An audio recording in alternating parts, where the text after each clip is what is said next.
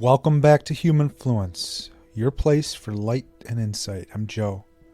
Today we're going to talk about something very intriguing. Imagine you were to create a slave race, one that would do all your dirty work. Like an operating system running on a machine programmed to accept the way reality works, while the truth is entirely different. This race would be told what to believe, what to aspire to, and what to fear, all to keep them compliant and oblivious to the real power dynamics at play. Have you ever wondered why, despite the vast spectrum of personalities and individual desires, there seems to be a common thread in the dreams we chase, the rules we follow, and the narratives we accept without question? Why do so many of us still believe that happiness is tied to buying the latest gadgets, driving the fanciest cars, or owning the biggest homes? Why do people spend their lives in jobs that drain them? Is it just to keep up with societal expectations? Today, let's dive into something really mind-bending. The idea of collective hallucination, a concept put forth by the visionary Terence McKenna. Imagine this. What if what we see and experience as reality isn't the whole truth? What if our shared beliefs and cultural narratives are shaping a collective illusion? From the moment we're born, we're bombarded with symbols, languages, and ideologies that define our reality. Think about it.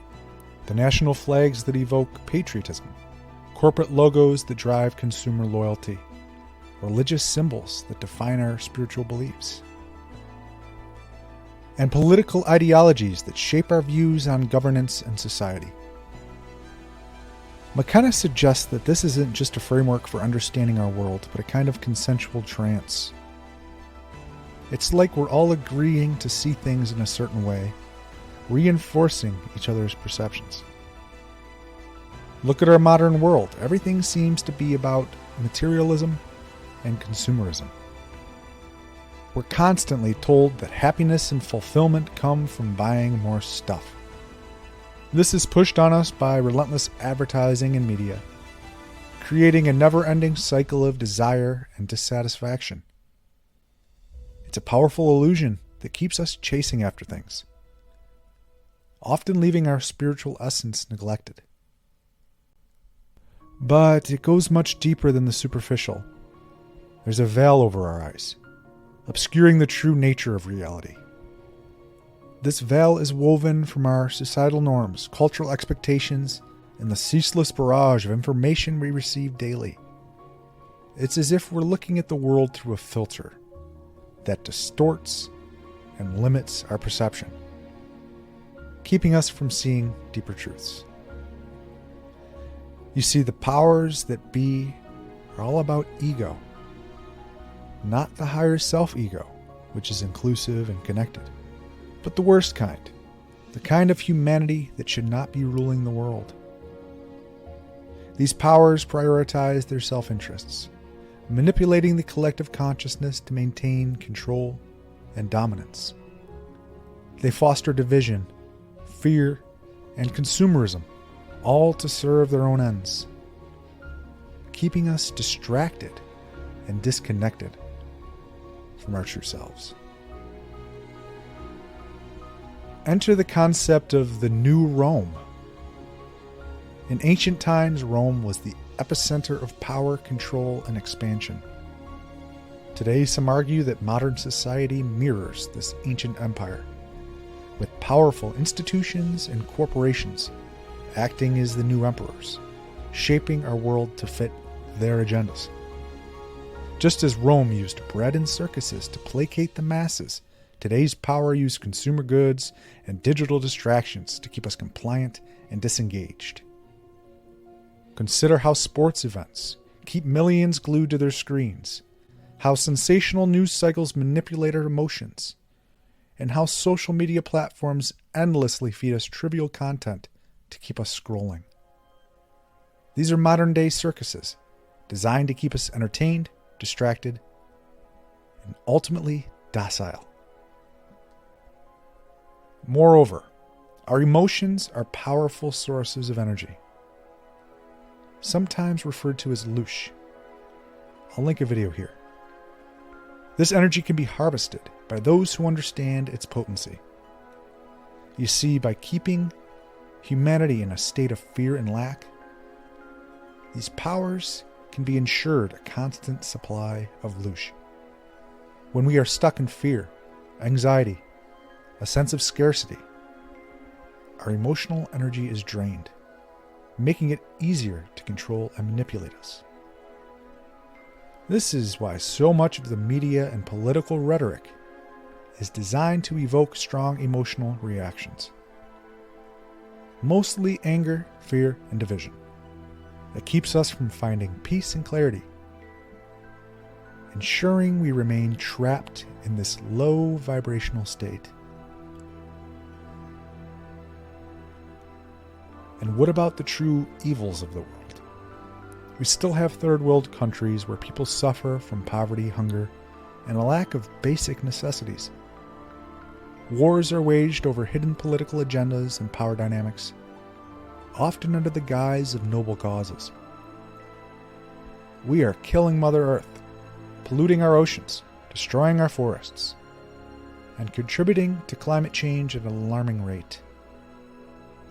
Spirituality is being sapped from humanity, driving us to a soulless state where the essence of what makes us truly human is being lost. Then there are the institutions, the big players like the educational system, governments, and religious organizations.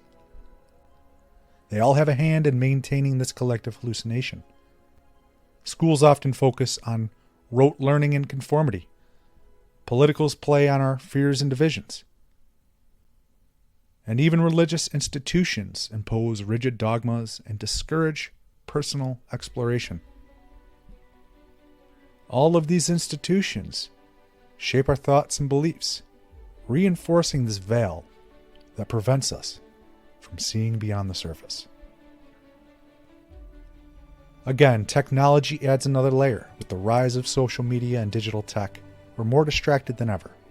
Our screens keep us engaged with superficial content, pulling us away from real introspection and connection.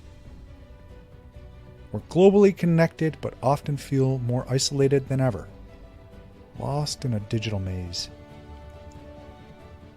Amidst all of this, McKenna talks about psychedelics as a potential escape hatch. He believes these substances can alter our state of consciousness, helping us see beyond the constructed reality and recognize the interconnectedness of all life.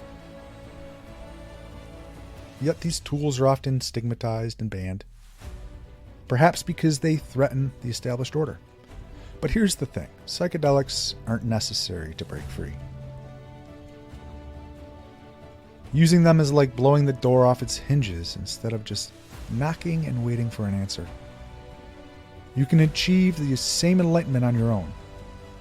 You are already everything you want and have everything you need within yourself.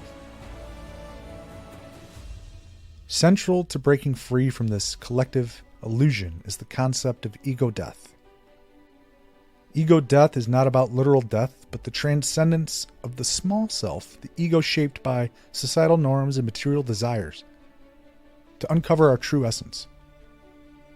It's about dissolving the boundaries that separate us from our higher selves and the collective consciousness.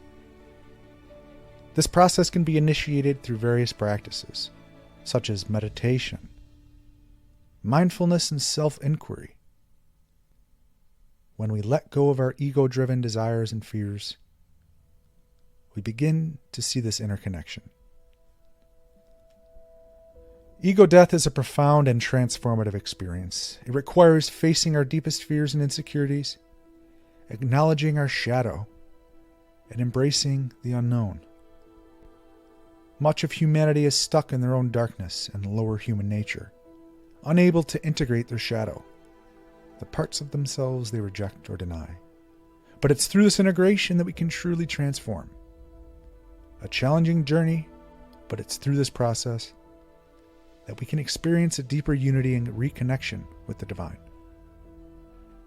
It allows us to step out of the cycle of fear and scarcity, to see beyond the illusions, and to live from a place of love and abundance. So what does this all mean for us? It means questioning our assumptions, looking beyond the surface and seeking a deeper understanding of reality. It's about recognizing the illusions that bind us and striving for a more expansive, interconnected existence. Start by questioning your assumptions and beliefs. Reflect on what you truly value and seek to understand the motivations behind your actions. Surround yourself with people who inspire and uplift you, and seek out knowledge that broadens your perspective. As we navigate this complex world, let's keep our minds open and our hearts courageous. Let's reconnect with our spiritual essence, going beyond the distractions that pull us away. Ultimately, it's about transcending our individual egos to reclaim our connection to the divine and realize our fullest potential. Humanfluence out.